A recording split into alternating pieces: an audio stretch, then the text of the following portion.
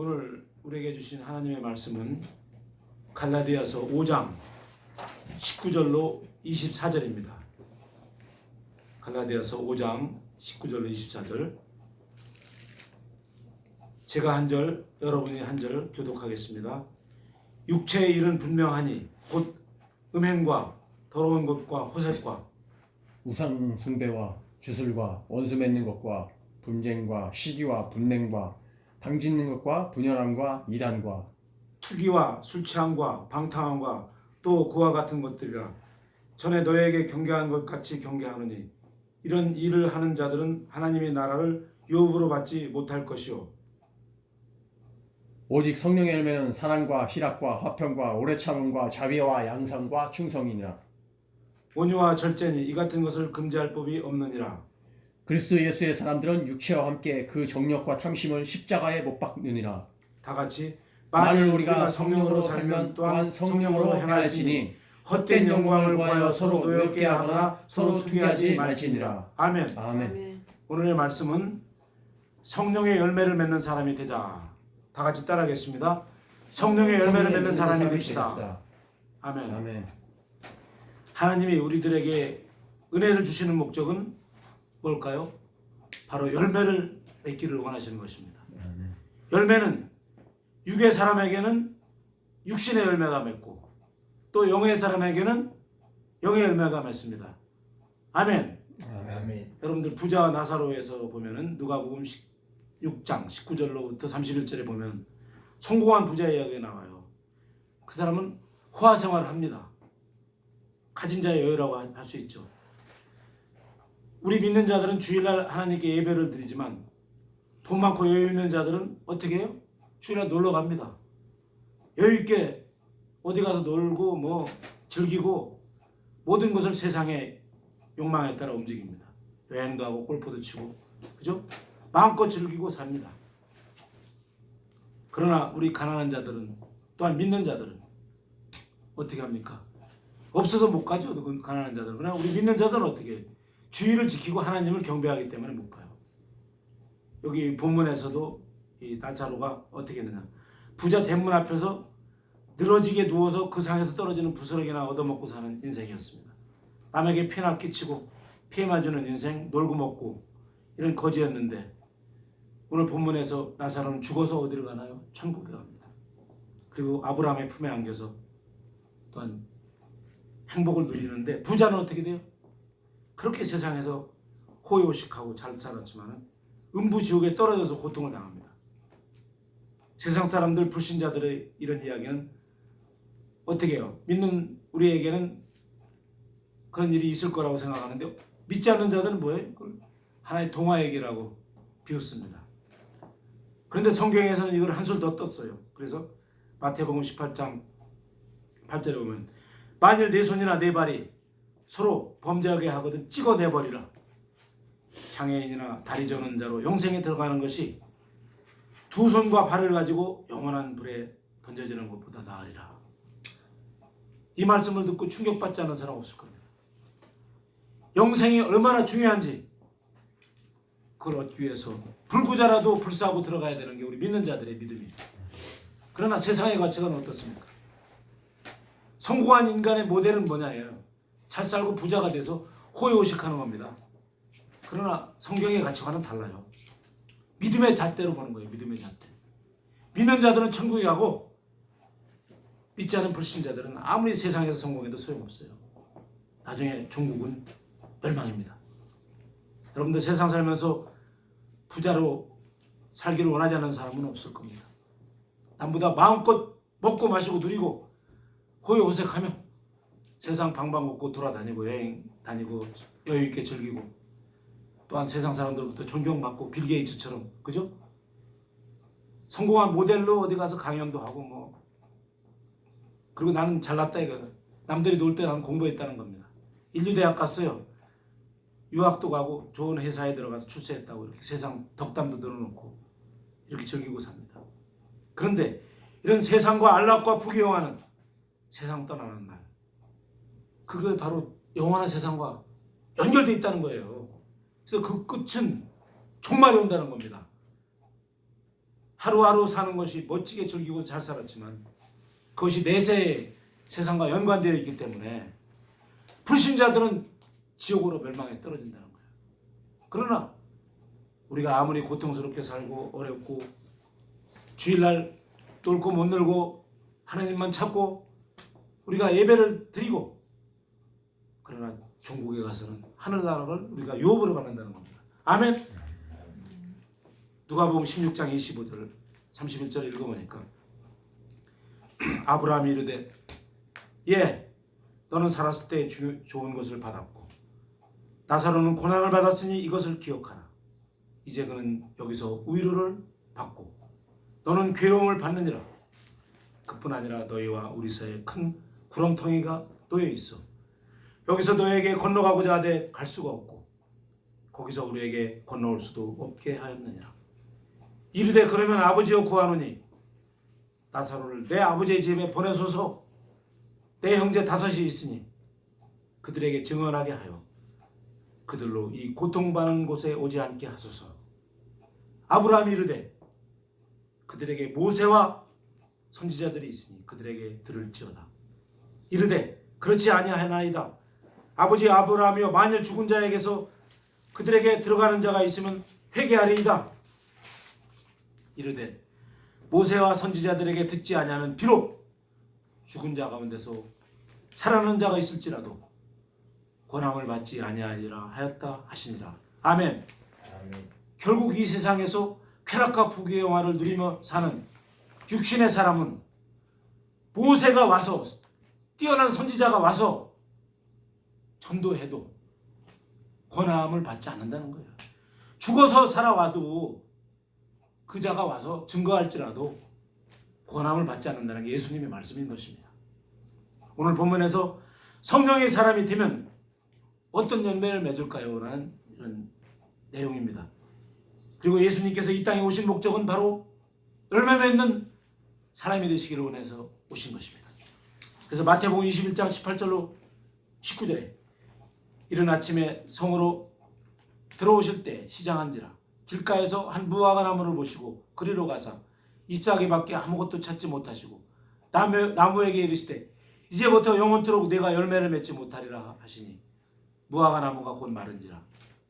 바로 열매를 보면 그 나무를 알 수 있다는 것이에요.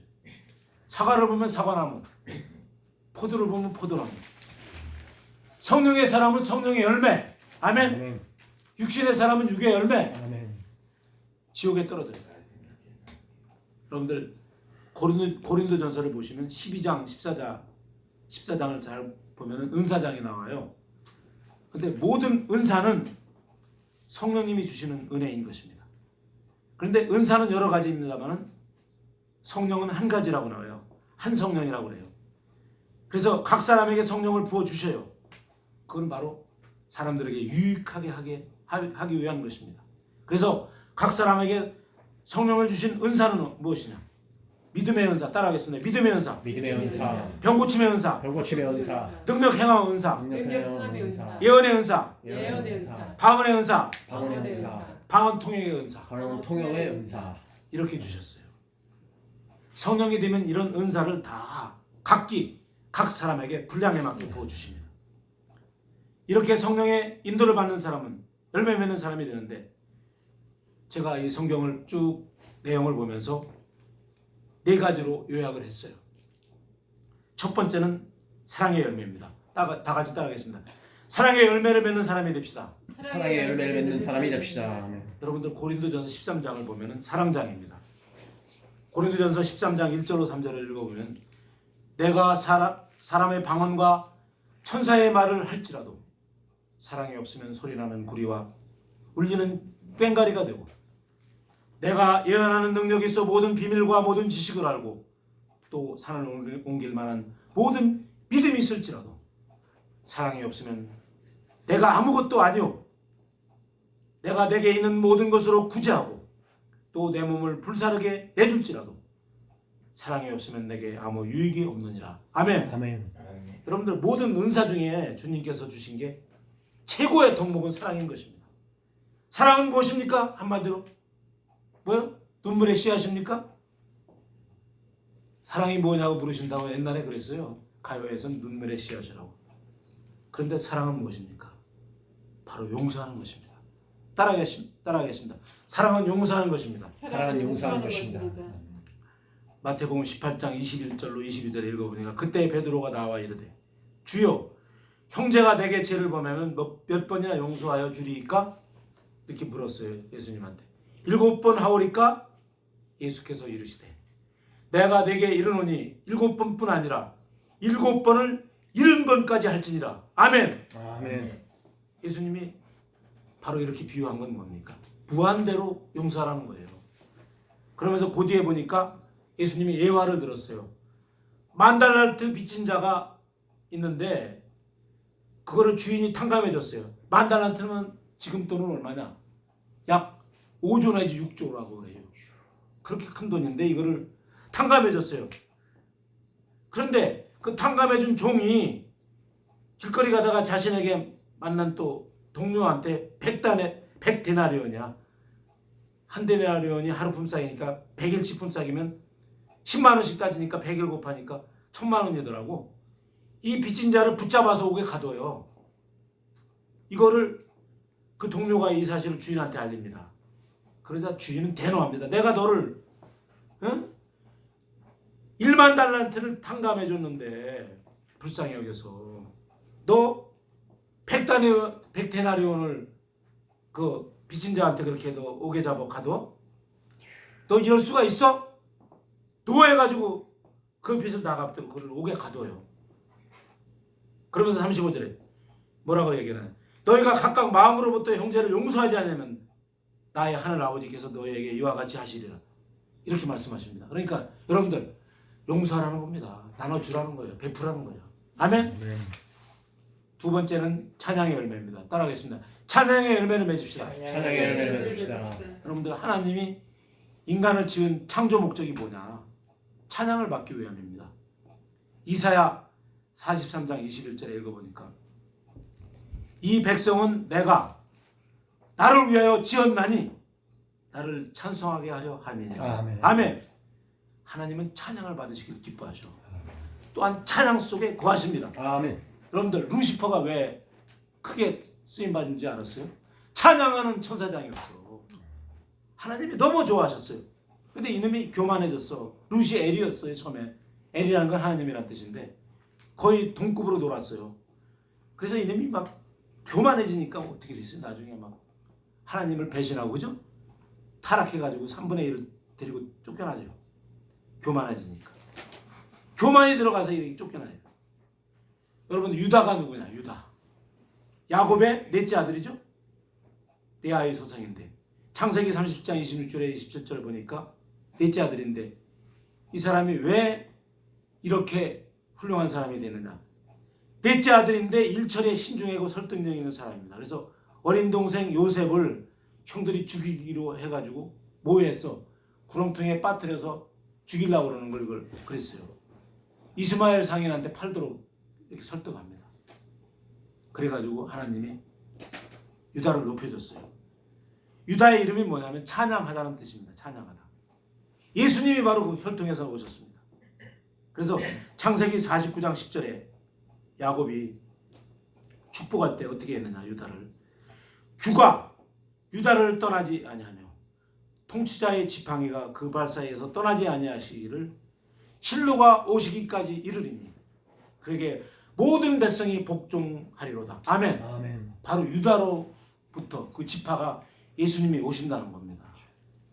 이게 찬양이 그렇게 놀라운 이렇게 내용입니다.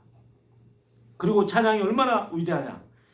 사도행전 16장 25절에 26절에 봤어요. 한밤중에 바울과 실라가 기도하고 하나님을 찬송하며 제수들이 듣더라. 이에 갑자기 큰 지진이 나서 옥터가 움직이고 문이 다 열리며 모든 사람의 매인 것이 다 벗어진지라. 아멘. 아멘. 이게 찬양의 힘이 얼마나 위대하냐면 모든 묶인 사슬이 풀린대. 지진이 나서 옥터가 흔들려요. 찬양의 힘은 뭐냐? 옥문의 사슬을 풉니다. 질병의 사슬을 풉니다. 아멘. 아멘. 묶임의 사슬을 풉니다. 아멘. 아멘. 전쟁의 사슬도 풀려요. 할렐루야. 제가 역대하를 읽어보니까 20장 20절 23절 보니까 전쟁 중에 무기를 들고 전쟁터에 나갔어요. 그러자 유다 지파 여호사밧 왕이 양강나팔을 불고 찬송하고 전쟁터에 나가서 싸워요. 이게 말이 됩니까? 전쟁터에 나가는데 양강나팔을 불고 나갔어요. 이게 백성들이 아침 일찍 일어나서 드고 아들로 나가니라. 나갈 때 여호사밧이 서서 이르되 유다와 예루살렘 주민들아 내 말을 들을지어다. 너희는 너희 하나님 여호와를 신뢰하라. 그리하면 견고히 서리라. 그의 선지자들을 신뢰하라. 그리하면 형통하리라 하고 백성과 더불어 의논하고 노래하는 자들을 찬송하는 자들을 택하여 거룩한 예복을 입히고 군대 앞에서 적진 앞에서 행진하면서 양강나팔을 불었어요. 여호와를 찬송하며 이르기를 여호와께 감사하세 감사하세 그의 인자하심이 무궁하리로다. 이렇게 하니까 하나님이 들으셨어요. 그 노래와 찬송이 시작될 때 여호와께서 복병을 두셔가지고 유다를 치러 온 암몬 자손과 모압과 세일산 주민들을 치게 하심으로 그들이 대패해서 곧 암몬과 모압 자손이 일어나 세일산 주민들을 멸한 후에는 그들이 서로 쳐 죽였더라. 저희 군대끼리 서로 싸워서 죽어요. 이게 하나님의 역사인 것입니다. 아멘. 아멘. 또한 찬송하면 하늘문이 열리고 그리로 들어가요. 시편 100편 4절을 읽어보니까 감사함으로 그의 문에 들어가며 찬송함으로 그의 궁전에 들어가서 그에게 감사하며 그의 이름을 송축할지어다. 아멘. 아멘. 여러분들 찬송 중에 거한다는 거예요. 하나님. 아멘. 찬송을 하면 하늘문이 열려서 그리로 들어가는 것입니다. 또한 찬송하면 물질의 축복이 넘칩니다. 여러분 찬송하면 30배, 60배, 100배를 받을 줄 믿습니다. 아멘. 왕상 8장 54절로 61절을 읽어봤어요. 솔로몬이 무릎 꿇고 제단 앞에서 기도와 간구로 하나님께 여호와를 찬송할지이다 이렇게 선포하고 기도를 했어요. 그러니까 하나님께 뭐냐? 너희가 필요한 대로 날마다 주시겠다는 겁니다. 우리를 떠나지 않겠대. 버리지 않겠대. 이렇게 하나님은 찬양을 좋아하셔요. 그 대신에 한 가지는 하나님께서 말씀하셨어요. 나의 법도와 율례를 지켜라. 그러면 그 양식을 채워주시겠다고 말씀하셨습니다. 그리고 에레미야 5장 17절에 그들이 내 자손들이 먹을 추수곡식과 양식을 먹으며 내 양떼와 소떼를 먹으며 내 포도나무와 무화과나무 열매를 먹으며 내가 믿는 견고한 성도를 칼로 파멸하리로다. 이와 같이 찬양 속에 거하시는 것입니다.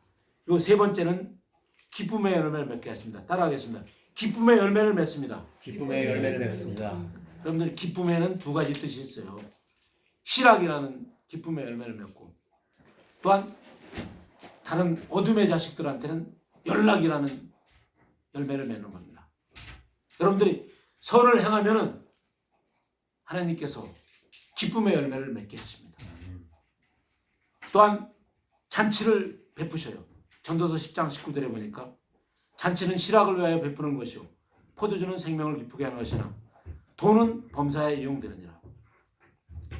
또한 기쁨의 열매는 로마서 14장 17절에 나와 있어요. 하나님의 나라는 먹는 것과 마시는 것이 아니요 오직 성령 안에 있는 의와 평강과 희락이라.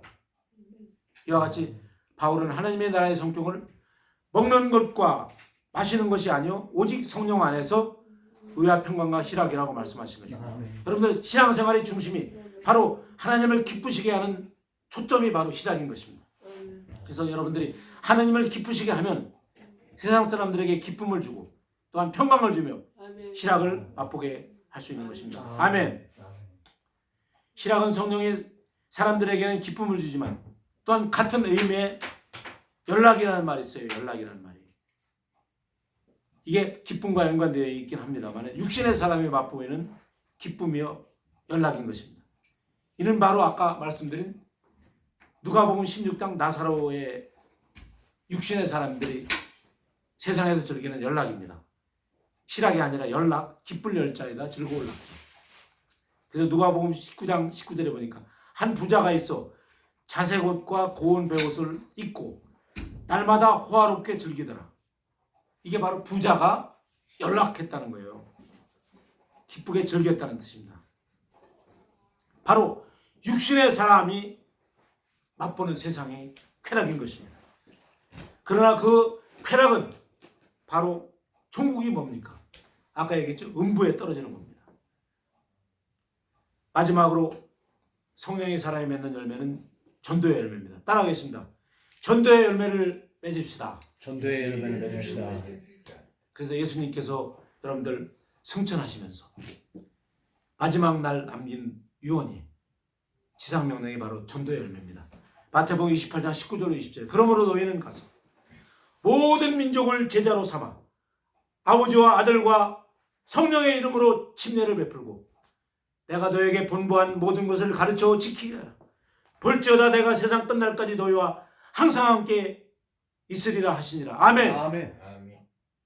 그래서 여러분들 성령의 사람은 뭐라고 그랬죠? 사랑의 열매를 맺는다. 따라합니다. 사랑의 열매를 맺는다. 사랑의 열매를 맺는다. 찬양의 열매를 맺는다. 찬양의 열매를 맺는다. 기쁨의 열매를 맺는다. 기쁨의 열매를 맺는다. 전도의 열매를 맺습니다. 전도의 열매를 맺습니다. 그래서 여러분들이 오늘 말씀을 통해서 또한 성령의 사람이 맺는 열매를 명심하시고 이 네 가지 열매를 맺고 승리하는 여러분이 되시기를 예수님의 이름으로 축원합니다. 아멘. 기도하겠습니다. 아버지 하나님 감사합니다. 오늘 말씀을 통해서 또한 은혜 받게 하심을 감사합니다. 오늘 말씀을 통해서 성령의 사람이 맺는 사랑의 열매, 찬양의 열매, 기쁨의 열매, 전도의 열매를 맺도록 헌신하면서 이 세상을 살아가도록 성령님 함께 하시고 인도하여 주옵소서. 아멘. 예수님의 이름으로 축복하고 기도합니다. 감사합니다. 아멘. 아멘. 주기도문으로 오늘 예배를 마치겠습니다. 하늘에 하늘에 계신 우리 아버지여, 이름이 거룩히 여기심을 여기심을 받으시오며 받으시오며 나라의 마시며 뜻이 하늘에서 이루어진 것 같이 땅에서도 이루어지리라. 오늘에게 일용할 양식을 주옵시고 우리가 우리에게 죄진 자를 사하여 준 것 같이 우리 죄를 사하여 주옵시고 우리를 시험에 들게 하지 마옵시고 다만 악에서 구하옵소서. 나라와 권세와 영광이 아버지께 영원히 있사옵나이다. 아멘. 할렐루야. 하나님께 영광이 받고